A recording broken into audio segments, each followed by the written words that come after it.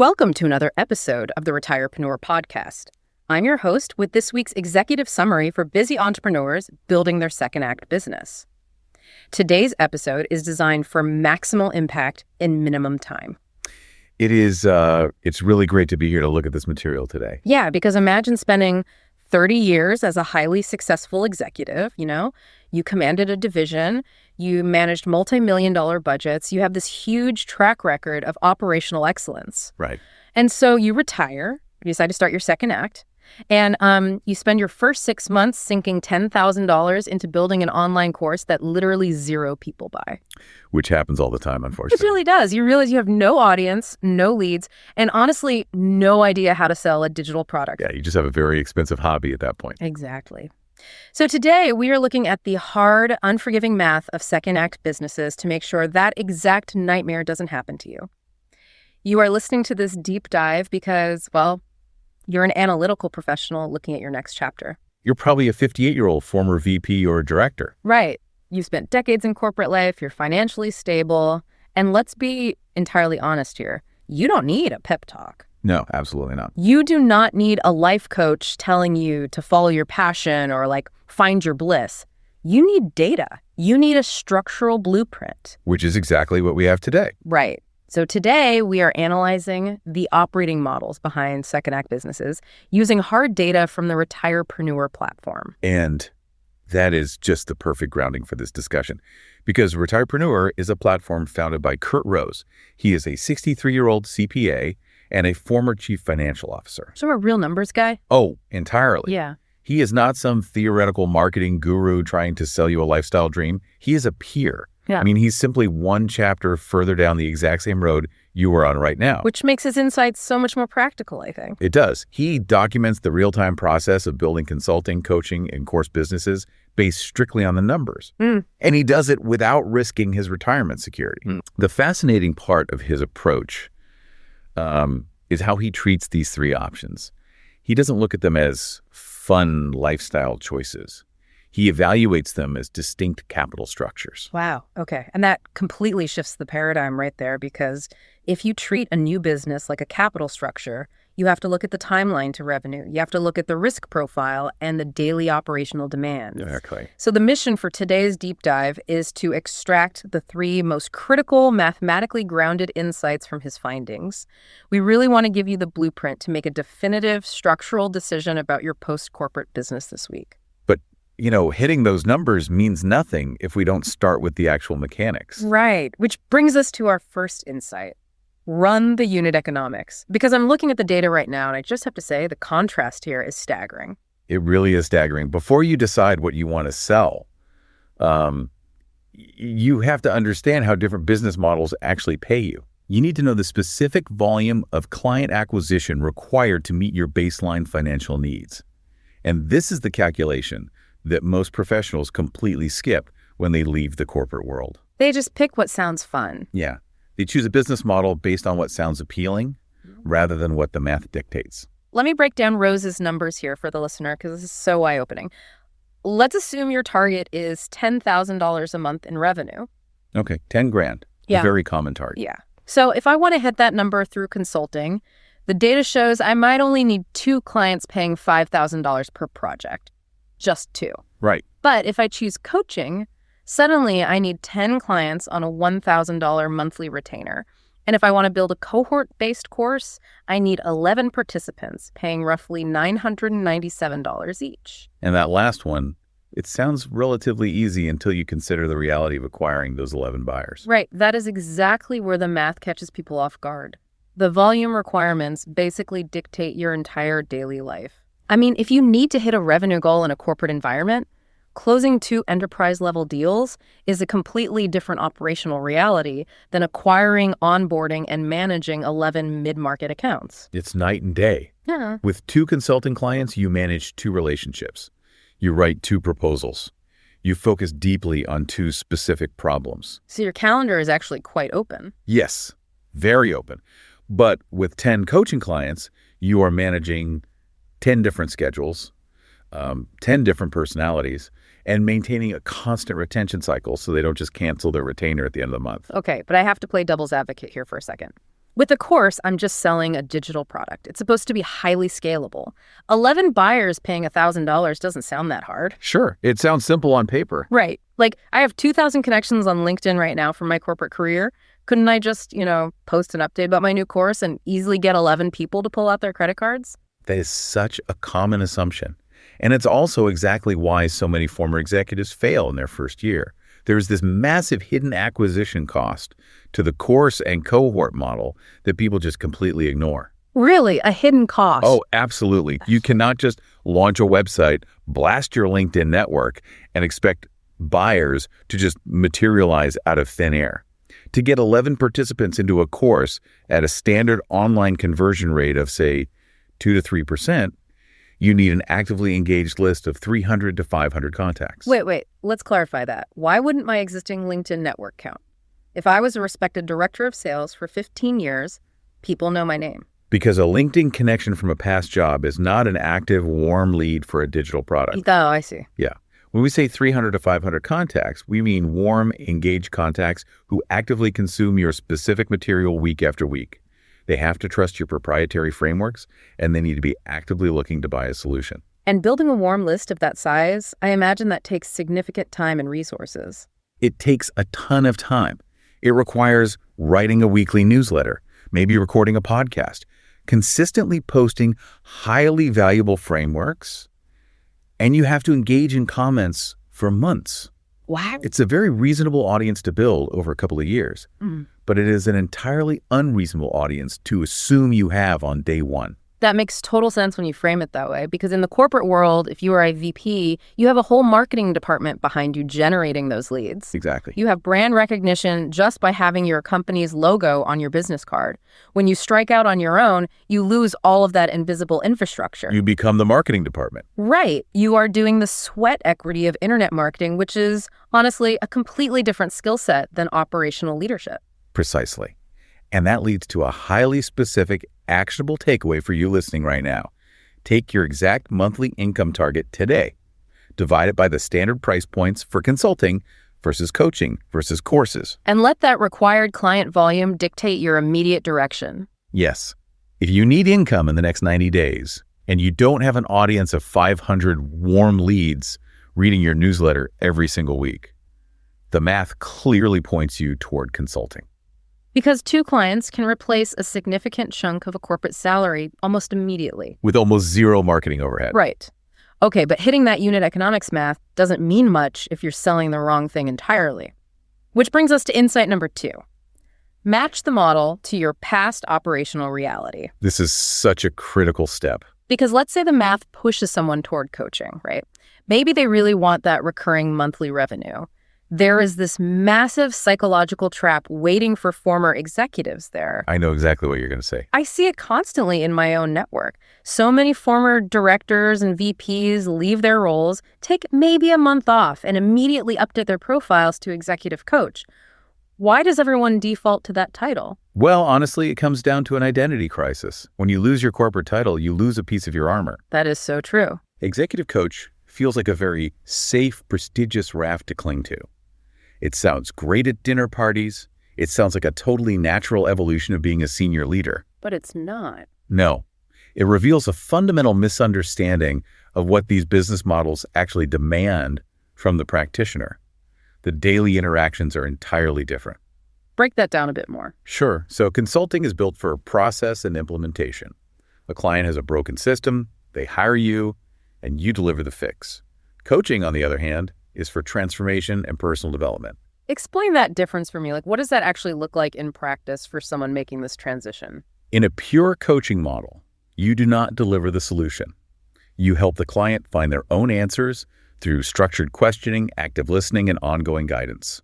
Okay, and that has to be incredibly difficult for a former executive. It's agonizing for them. Think about it. You just spent 30 years being paid specifically to have all the answers. Right. You were paid to walk into a boardroom, diagnose the problem rapidly, and literally tell people exactly what to do. Exactly. So switching to a model where you are actively required to withhold the answer and guide someone else to their own epiphany, it goes against every single operational instinct you have. Let's use an example to ground this, because I think this is where most people get stuck.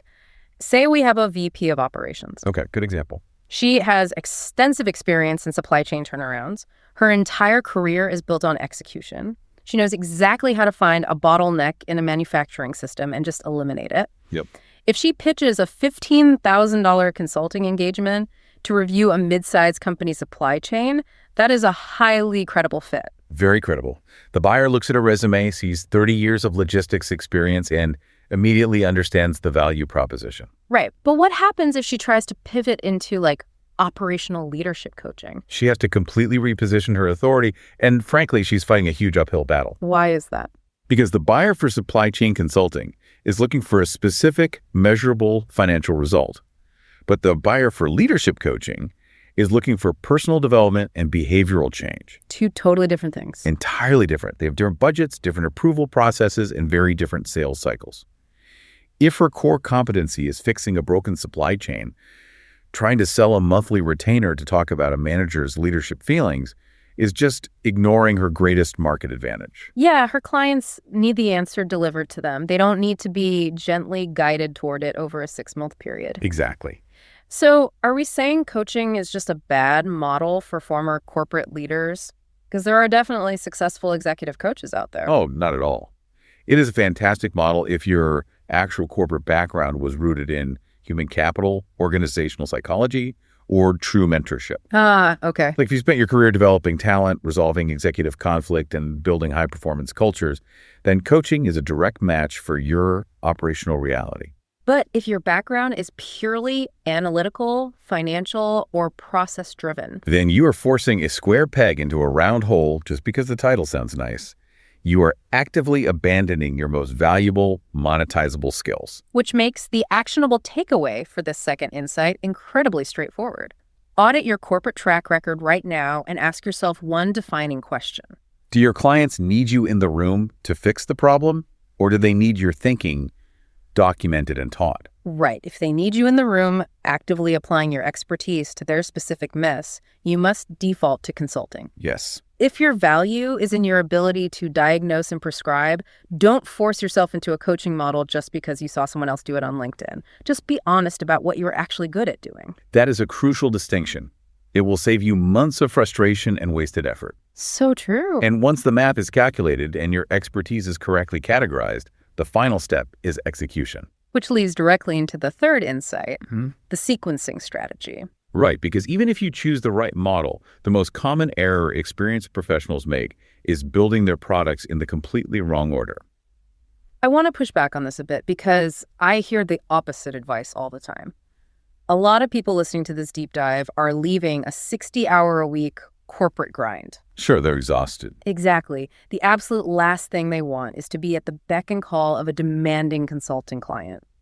Isn't building a scalable course the whole point of gaining lifestyle freedom in your second act? I see ads everywhere promising passive income from digital products. Why shouldn't they just start by building a course? Because building a course first is the equivalent of launching a major corporate product with absolutely zero user testing. Oh, wow. Think about the risk profile involved here. Yeah. You spend months isolated in your home office, mapping out modules. You buy expensive camera equipment.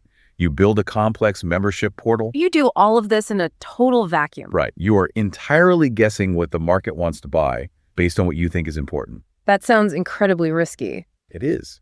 Why would you spend thousands of dollars and hundreds of hours marketing an unproven concept when you could actually get paid to test it? That is a fascinating way to look at it. User testing, but for professional services. Yeah. So how exactly does consulting solve the user testing problem? What is the actual mechanism there? The mechanism is getting paid to write your curriculum. Kurt Rose's data highlights the immense strategic advantage of starting with consulting, even if a highly scalable course or a group cohort is your ultimate long-term goal. So consulting gets you there faster. Yes, consulting has the absolute fastest runway to actual revenue. We are talking about a timeline of 30 to 60 days to secure a paying client. Wow, that is fast. And it has the lowest startup cost of any model. You don't need a complex tech stack. You don't even need a website to get your first client. You simply need a clear offer, a defined problem that you solve, and a one-page proposal template. So the sequence looks something like this. You find someone in your existing network who has a problem you know how to solve, and you offer to solve it for a fee. You get into the trenches with them, you see exactly where they get confused, you see what templates they need, you figure out what frameworks actually create results in the real world. Exactly. You let the client pay you to figure out exactly what your broader market actually needs. Let's take our supply chain VP again. Good. Let's look at her secrets. She takes on a consulting client. She builds a bespoke inventory tracking spreadsheet for them. She creates a vendor negotiation script for them.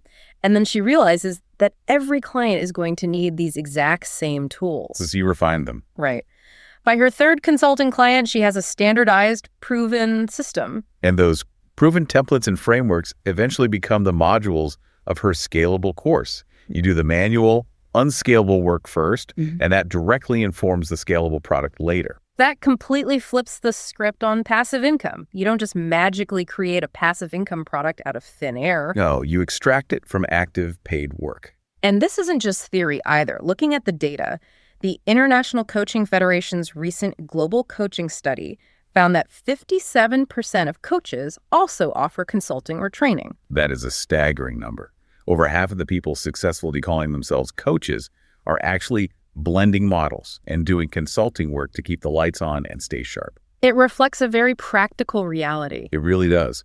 Most practitioners build scalable content only after they have established a consulting client base that tells them exactly what to build. It's the ultimate risk mitigation strategy. You aren't guessing, you are responding to actual market demand.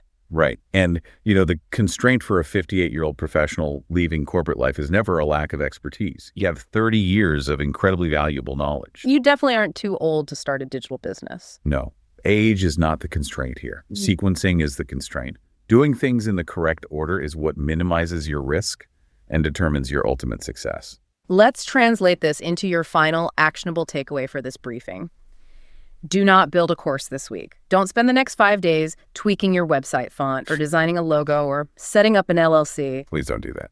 Instead, clearly define one specific problem that you know how to solve based on your actual corporate track record.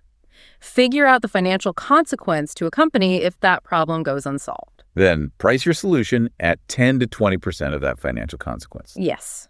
Finally, pitch a consulting engagement to a warm contact in your network who already knows and trusts your work. That pricing strategy is brilliant, by the way, because it roots your fee in the client's reality, not your own ego. Right.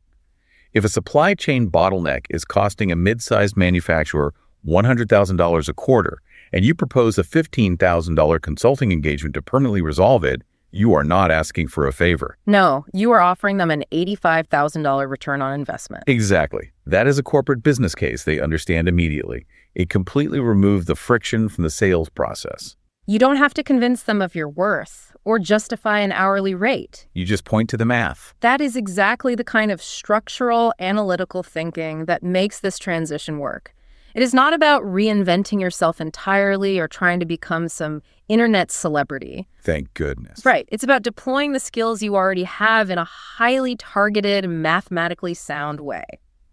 We have covered a lot of ground today, from the unit economics of different models to aligning your actual operational reality with what you sell to ensuring your sequencing strategy puts cash flow ahead of course creation. It really all comes back to treating this transition with the exact same rigorous analysis you would apply to any corporate acquisition or departmental restructuring. You are building a new capital structure for your own life. Yes, the numbers have to work. The operational model has to fit your actual capabilities, and the rollout sequence has to minimize risk while maximizing early wins. If you respect the math, the lifestyle freedom will follow. I love that. Think about the specific problem you solved best during your final 3 years in corporate leadership. Who in your immediate network is currently struggling with that exact issue, and how quickly could you send them a one-page proposal? That's your executive briefing for this week. If you found value in these insights, share this episode with fellow retirepreneurs and subscribe to the Retirepreneur newsletter at retirepreneur.com. Follow us for weekly strategic insights, and remember, your most successful chapter is just beginning. Until next week, keep building.